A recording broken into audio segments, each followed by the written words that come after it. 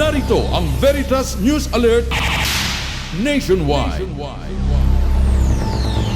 Binigyang diin ni Father Alma Roman, MI, ang chaplain ng Philippine Heart Center na ang tunay na kagalingan ay hindi lamang nakatuon sa pisikal na kalusugan, kundi sa buong aspeto ng pagkatao.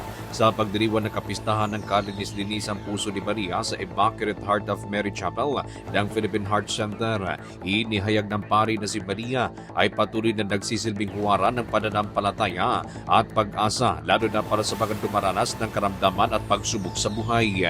Sa puso ni Maria, may kagalingan. In the heart of Mary, there is healing.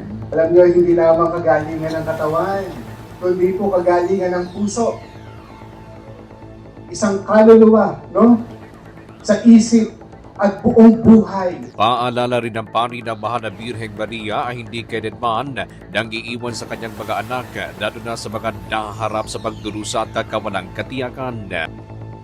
At marami pong naririto ngayon, for sure, dumaraan sa mga pagsubok ng buhay. Karamdaman, no? Pagod, takot, at mga laban sa buhay. Ngunit ang mensahe po sa atin ng Immaculate Heart ay ito: you are not alone, no? You have a mother who remains by your side.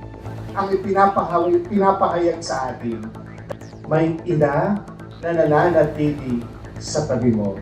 Ayon pa kay Father Roman, ang mensaheng ito ay mahalagang paalala, lalo na para sa mga pasyente, kanilang mga pamilya at maging mga healthcare workers na araw-araw ay humaharap sa mga hamon ng pagkakadaga sa buhay ng tao.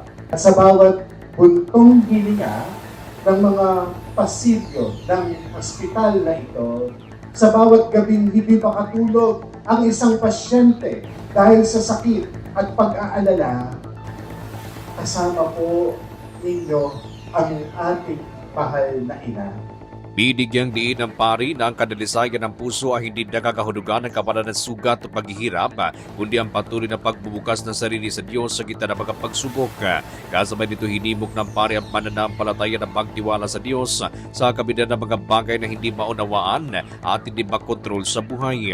Sa kanyang mensahe para sa komunidad ng Philippine Heart Center, binigyang diin ng chaplain ang kahalagaan ng pagpapanatili ng pag-asa, pananampalataya at dignidad ng bawat tao sa gitna ng paglilingkod sa mga may karamdaman.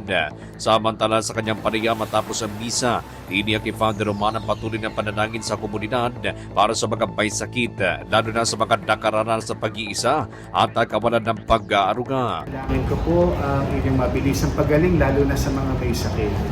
Panawagan ng pari sa bawat isa na ipagkatiwala sa kalinis-linis ang puso ni Maria ang lahat ng takot at karamdaman at napasanin sa buhay, kadakip ang katiyakang hindi kailanman pinababayaan ng Diyos ang kanyang bayan.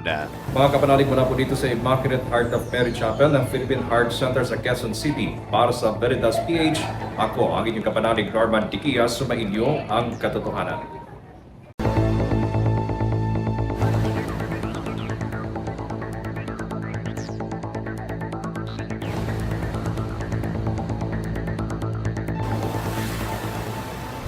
Narito ang Veritas News Alert Nationwide.